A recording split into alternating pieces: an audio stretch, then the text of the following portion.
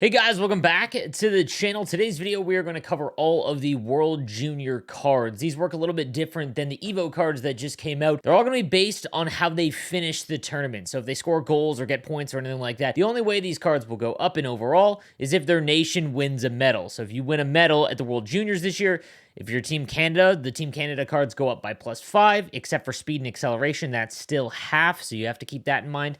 If you win silver, you go up by +3, and then bronze goes up by +1. So obviously the prediction and the ability to predict is a little bit easier because there are some nations that simply just won't win a medal unless there's some sort of miracle. The other thing I want to mention, guys, is that when it comes to these cards, if you're free to play, the only cards I think that are worth going after are going to be the ones from nations that don't really have a shot at winning the World Juniors at all, because they're going for so cheap that you can actually, make out with some really, really good cards that have really high overalls in certain attributes. A lot of these cards have like 99 overall shot power.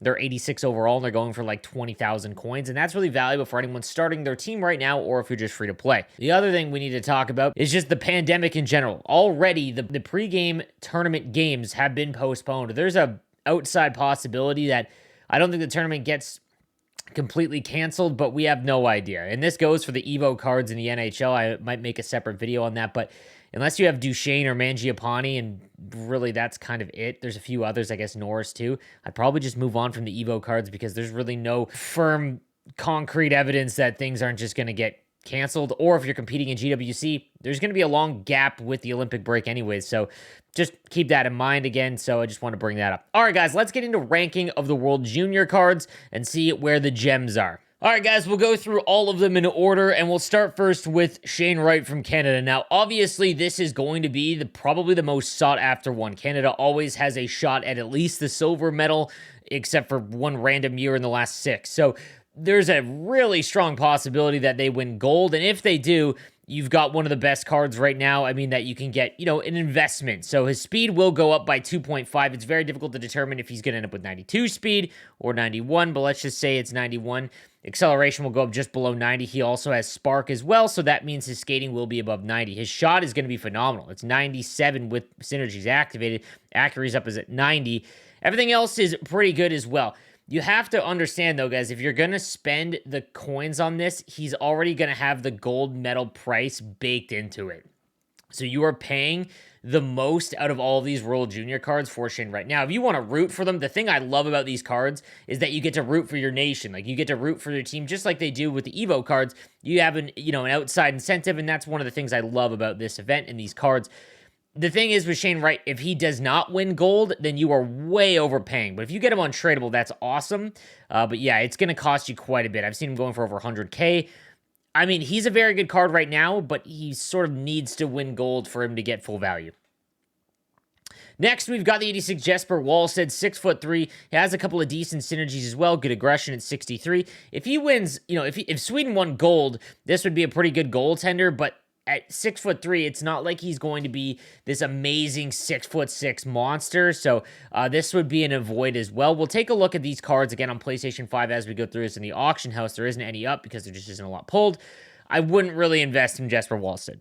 I'm going to butcher these guys' names all throughout this video, so I apologize because I don't get to watch these guys that don't play, in the OHL, CHL kind of thing. So Martin URBANEK, 5'8", with Fly the Zone, Bombarded, also has Workhorse and Shutdown. So these are one of the cards that they have no shot at winning a medal, really. Austria, no offense, just it's very difficult for them to win. He has 99 shot power and wrist shot power. So that is worth, for anyone that is just starting the game, that is worth. Not to mention with Fly the Zone, he's got 88 speed, 87 acceleration, and has shutdown. At 5'8", he's going to be useless in his own zone. There's really no way around that. But when you are very early on building your team, these are the kind of cards that you can get away with because they do offer value that you can't get in cards that are worth 20,000 coins. So this might be one you want to look out for if you were trying to find a defenseman that, obviously can't afford Master Set or anything like that. He does have value with that shot power and decent speed early on in the game. Next is Antonio Stranges. I got to watch him a lot play for the London Knights when he was in the OHL. He's got Workhorse and Distributor, great synergy combo. This is one of the worst value cards because he absolutely needs to win gold, and the USA is obviously one of the favorites to at least medal.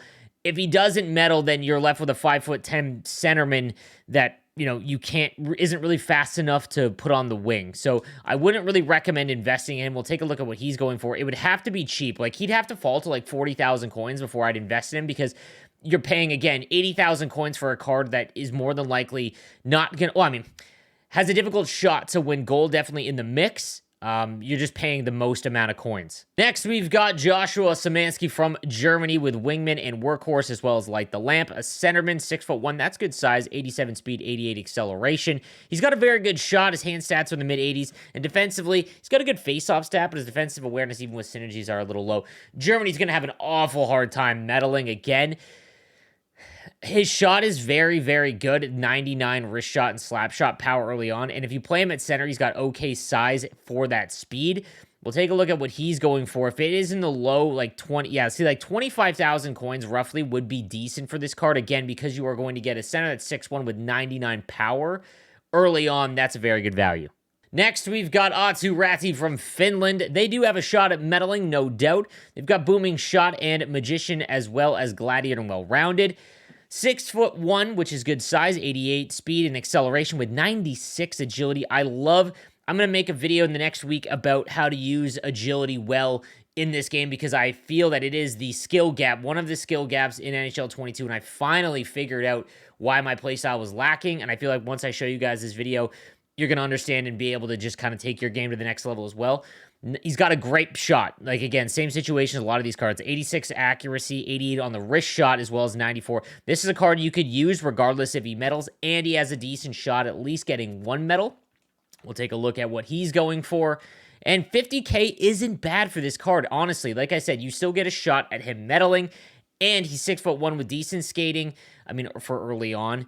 Good shot that you're not going to be able to find in that sort of range, so not a bad option here. Like, if the option is, Kucherov or Aatu Räty, at least Räty gives you that option. We've got the 86 Senna PEETERS from Austria. Again, not really going to have a shot at medaling here. So 6-foot center with distributor, 88 speed, 86 acceleration, 96 on the agility. But again, that shot power up at 99 with synergies. His hand stats are all around 87.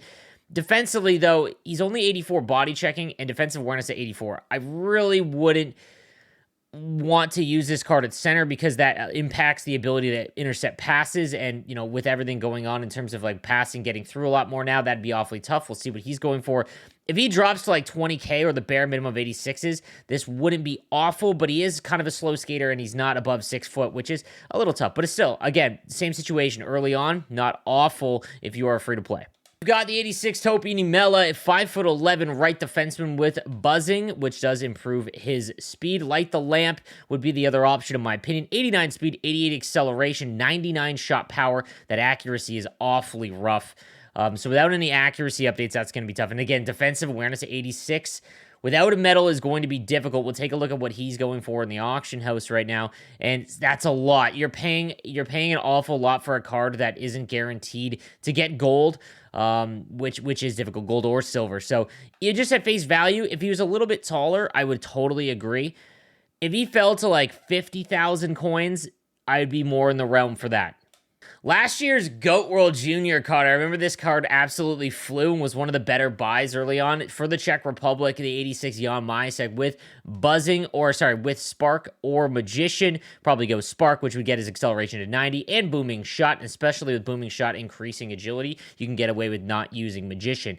So he's got, 90 acceleration, 88 speed, and a shot above 90. That's phenomenal. So again, if he is sneaky value going for lower 86s, this isn't bad. You're paying because his stats, people are starting to realize that. Again, going to be tough for him to medal, maybe for bronze, which would obviously help, but not a guarantee for sure. If he fell to like in that 50 range, this would be a nice card early on to grab for anyone that is looking for a left-handed winger. Following him, we've got the 5'9" Alexander Mirzabaliev. I might have butchered that. With Light the Lamp, Gladiator, and Thief. 5'9" center is awfully tough. Like, there's almost no situation where I would do that. He's got great defensive stats and a good face-off rating, but my goodness, you're not going to be able to bump those guys off in the middle of the ice, which is just awfully difficult. You could play him on the wing, but 88 speed and acceleration, that's like Jaromir Jagr levels, so you got to be careful of that. Russia does have a shot to medal for sure, as they always do. He's got a very good shot. at 99 power, obviously. Hand stats in the middle ranges. It's all going to depend on the price, to be honest with you, because, again, he is built like a winger. I would want him to come down to, like, into the 40s for sure before I'd invest. Just, again, not a good mix for center, and you're going to have to play him on the wing, and as it stacks up with wingers, it's not that great. Then we've got the 86 Mason and McTavish from Canada, so obviously a strong chance to get the gold medal. But if he does, he's still going to be under 90 speed, it looks like. The shot would be decent, especially the power. Obviously, that getting to the high 90s. Defensive awareness is good. He could play center if they win gold. Again, this is paying the most amount for them having to win gold. There is a strong chance they do. 69,000 coins. Would you pay 70,000 coins for actually a center with 80? It's awfully tough. If he got to 90 acceleration, that's actually not bad. They have to win gold though, and honestly, if his price gets like into the 60, like around 60,000, that wouldn't be awful.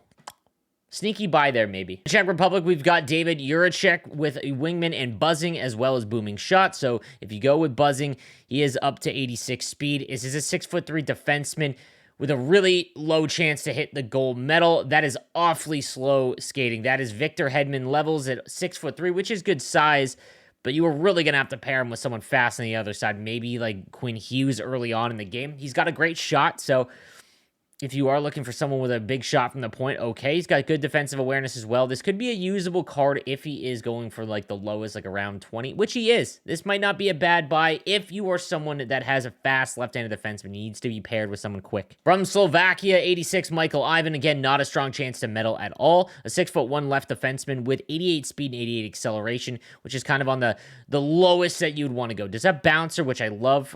RIP to Adam Foote.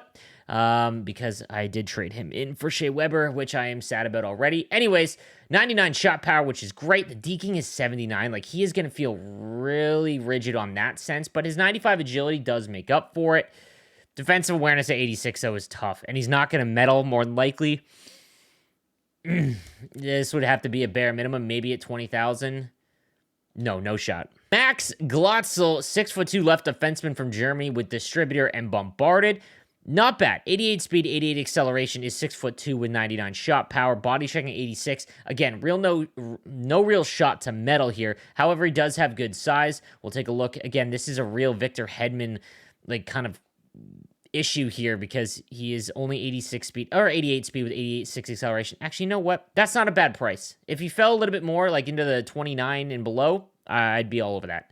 My boy from Sweden, William Eklund. Again, Shark. Gonna be a Shark great, I feel. 5'10", however, does upfly the zone, gets up to 89 speed, and then does have Thief or Magician. This is tough because he's 5'10". He has to medal, in my opinion, to be kind of worth it. His shot is okay. You could play him on the wing at 89 speed, but at 5'10", that's awfully tough. You do have Thief to make him play center, but I wouldn't really do that. We'll see what he's going for. This is going to be an interesting one. 40K is just too much. Again, they would have to medal for him to really return value. It's not bad by any stretch of the imagination, but 40K, like, you could get like Matthew Barzal or even Base Kucherov, for example, be right around there.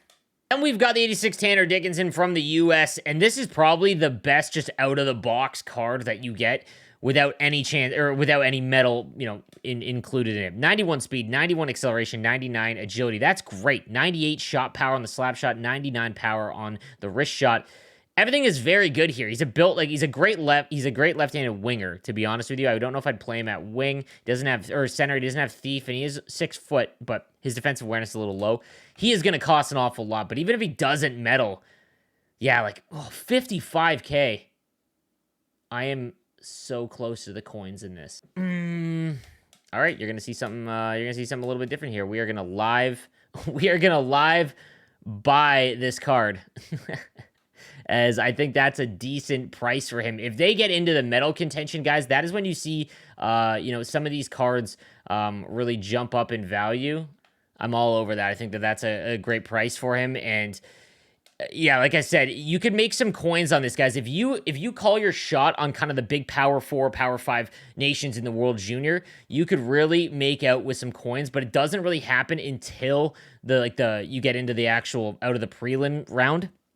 So if this card specifically, say the US makes it to the gold medal game, or even before, they have a shot to go to the gold medal game, you'll see these cards jump up in price. Is he still there? He is.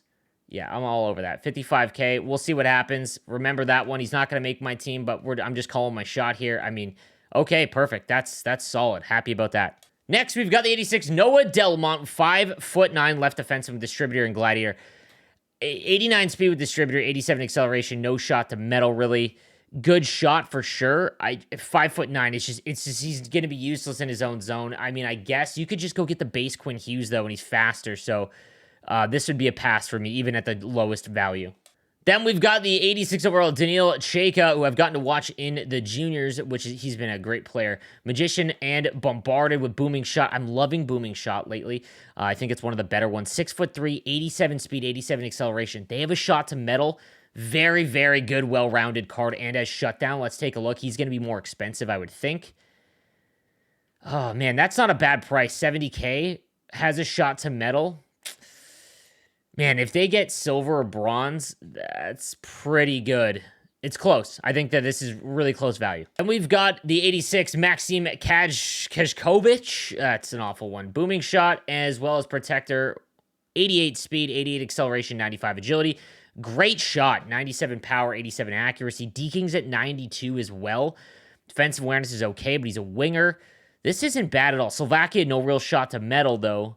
Bare minimum, maybe? There isn't any up. If he's for 20,000, that might not be a bad buy. But again, you could spend like 35 and get the Team of the Week Barzal, but this isn't bad. And lastly, we've got the 86 Jeremy Barchi with Workhorse and Magician. 87 speed, 88 acceleration, 98 agility. Really well-rounded, nice card from Switzerland, though. So again, no real shot to metal. If he is bare minimum cost, that's okay for the shots. 23, yeah, like for bare minimum, that's not a bad buy for anyone that's free to play. All right, guys, so that is all of the 86 overall World Junior cards. If you wanted to see me do a video for the 83s that you can get for free, I can go ahead and do that for you. I just don't know if if you guys want to actually see that, because I don't think a lot of them are going to be worth it at all. But maybe for free to play, guys, absolutely. In my opinion, I would just pick my favorite country if you have a choice. And I would just do that because, again, it does add some benefit to watching them, and you get a bonus in game, which I love. Guys, let me know what you think in the comments section down below, and I will see you guys next time. Have a good one.